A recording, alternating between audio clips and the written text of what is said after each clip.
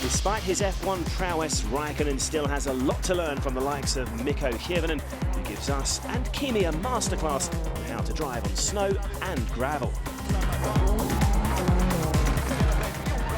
On snow and ice, partly because you're driving with studs, you need to let the tire do more work, so you can slide the car more and just keep the wheel spinning, so the studs are biting and getting you around corners. So you can just slide more and just give it the gas so that spikes are really biting into the ground.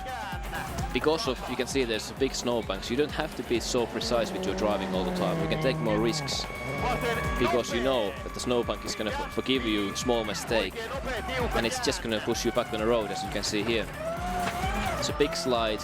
I hit the snowbank, but it just pushed me back on the road. And that's one of the features driving on the snow. But then, as you can see, when we come on gravel, there's only rocks and ditches and really hard banks to hit, so there's no room for mistakes, not one. So you need to be more careful and more precise basically all the time, and for sure it's fast in Mexico as well. But you just need to be more careful, and there's big concrete blocks inside the road that there's no room for cuts. And like in Sweden, where we are sliding and letting the tire do more work, on gravel it's a bit different, and you can see that's a narrow clear line where you have the most traction. So you just want to try to keep as straight as possible all the time through the corners, and for sure it's sliding a bit, but you're always losing time when you're sliding, so you just try to follow the line, keep the car straight, and that's when you're going fastest. Another feature in Mexico is that we are so high with altitude that there's no power in the engine, and it kind of makes you want to push harder than you could with your notes all the time. And that's maybe one reason why we've seen quite many offs and big mistakes in Mexico, because you just want to go flat out and eventually you find a corner where you just can't do it anymore, so you end up having a massive moment. Rally Finland is celebrating its 60th anniversary. The event has always provided jaw-dropping action as well as some amazing stories, and we can take a look back at some of the event's most memorable moments. In 1992, Colin McRae worked his way into Finnish hearts with some outrageous driving. He just kept on rolling and it was amazing. Every time he just got back on the road and managed to continue, and like all the crashes he did, it wasn't like low speed crash, it was always high speed corner where he went off, and you know, he just definitely just drove straight in Finnish people's hearts. Everybody was just, you know, cheering him and helping him getting back on the road, and he finished the rally, so it was a fantastic year. In 1994, Tommi Mäkinen made his first impact on the World Rally stage, taking his first ever win, and at his home event. So enjoyable weekend. I was enjoying to drive. First time to drive Ford, which was only first and one time when I drove a proper Ford rally car, which was very, very enjoyable. And from the start, very, very good time on first stage. Second stage, Juha Kankkunen rolled at his home road, and suddenly I realized I was leading a lot, and so it was good memories.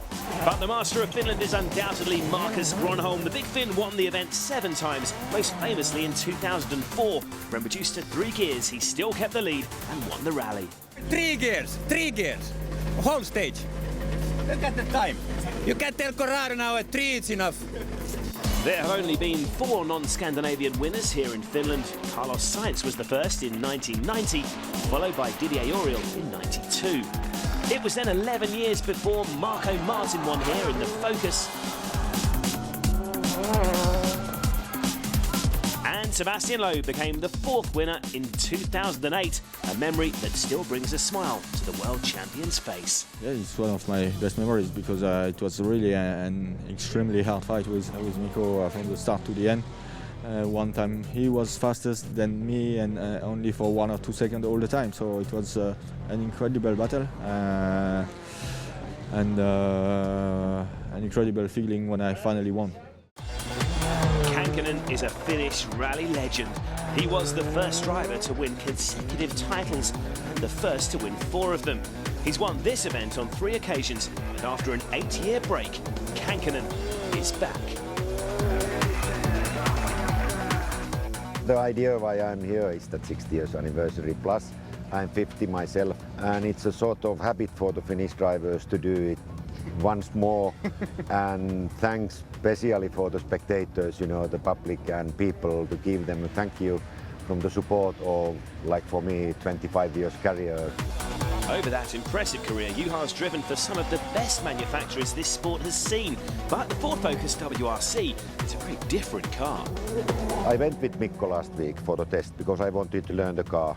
I spent a day there, and Mikko took me a ride. It was not long time ago when I took him to Italy and showed him how to drive the rallies and things.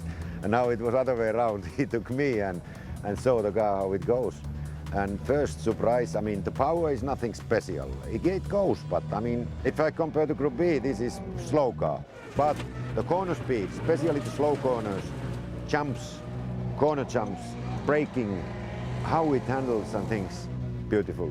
So different compared to anything else I've been driven before. The competition is also very different. What does he think of the driver that has broken almost all of his records?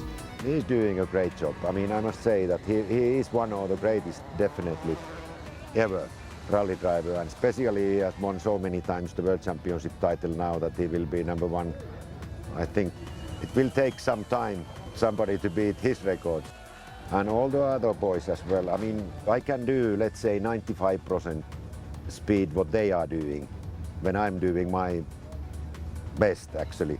But the 5%, that's the one which one is difficult to get. Of course, it has been all my life, you know. And I have been driving competitions 25 years, professional and things. Always, whatever you do, how old are you, or whatever, if you have a good car, you have prepared for the rally to drive it and things. When the light comes green, everything else is gone. You just focus what you are doing and try to do your best. That's 100% sure. In his debut WRC season, Ken Block is already one of World Rally's biggest stars.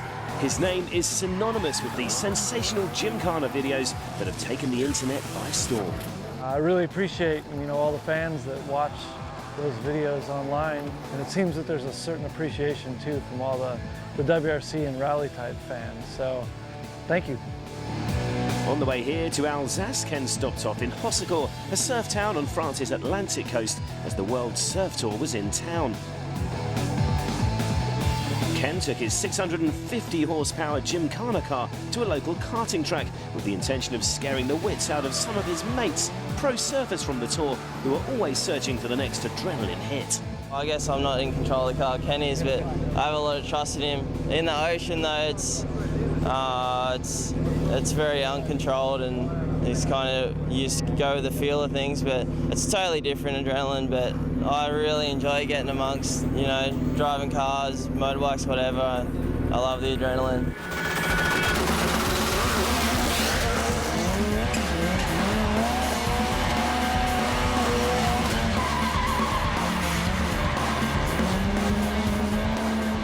That car goes so quick, just takes off. Like, I've never been in a car that fast, it's crazy. The next victim is Mark Lackamar. How will he handle Block's beast of a car? I'm kind of scared. I can't wait to get in the car, and it's gonna be sick. Some people take to it very easily and understand what's going on, and some people scream a lot, so I hope he's not a screamer.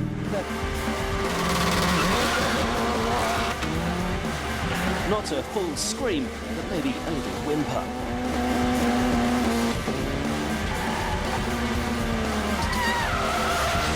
Did you scream? I don't know, maybe. I can't really remember. It went too fast, but it was amazing. Ken clearly loves to be a Gymkhana hoonigan, which may just help him finesse his tarmac rally driving technique. I think the easiest thing that transfers over from the Gymkhana driving to the World Rally driving is just the basic car control and sliding with the tarmac tires.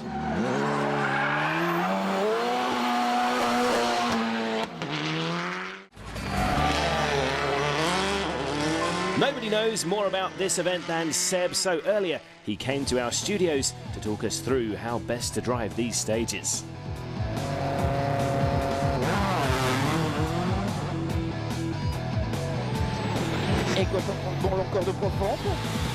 That's the German shakedown.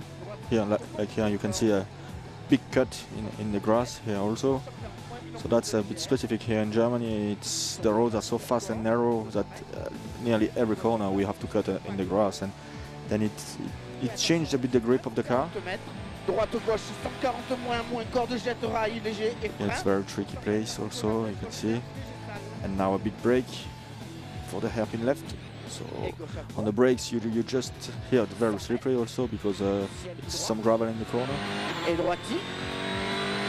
130 mètres droite frein pour 50 mètres derrière paille, gauche 80 moins. It's very difficult to find the real braking point. It's on tarmac the limit is very brutal. If you brake a bit too late you can miss your junction, and if you brake too early you lose time. So the real braking point is difficult to find, like here also. Et droite 50. 100 mètres. Droite centrement mis encore debout inférieur et frein. Here the surface is changing again, a bit more slippery.